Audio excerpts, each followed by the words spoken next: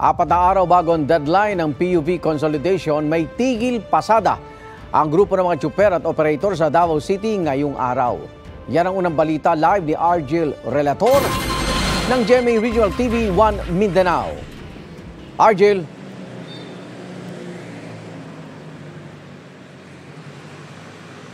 Argel. Iga naganda ng LTFRB para sa tigil pasada sa Davao City ngayong araw. Nakikipagtulungan naman sila sa Davao City Transport and Traffic Management Office para sa mga bus na pwedeng masakyan ng mga stranded na pasahero.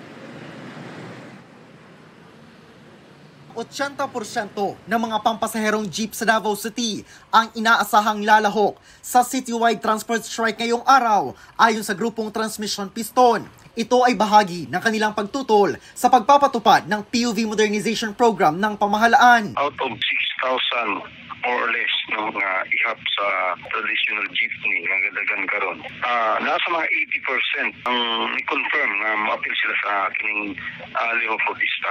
Ang Land Transportation Franchising and Regulatory Board o LTFRB 11 nilinaw na hindi kasali ang Davao City sa itinakdang deadline ng consolidation sa December 31.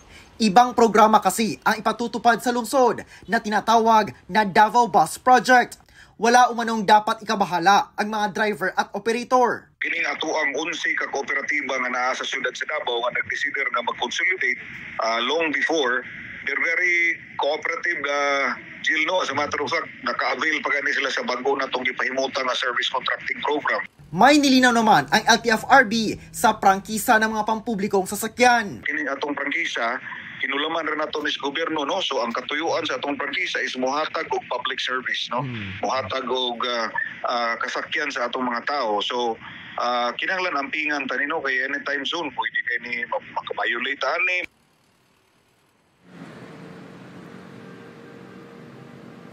Iga ngayong umaga ay nanatiling normal pa ang biyahe ng mga PUJ sa Davao City. Hindi rin punuan ang karamihan sa mga PUJ bumabiyahe ngayon na aming nakita. Igan. Argel, may reaksyon na ba ang transport group doon sa sinabi ng LTFRB na hindi raw sila kasama sa deadline ng PUV consolidation sa December 31?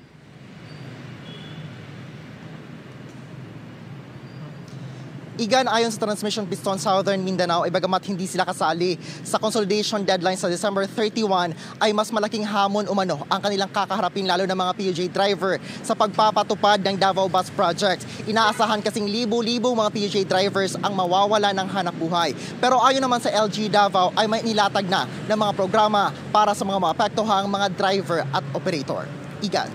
Maraming salamat, Argel Relator ng GMA Regional TV 1 Mindanao.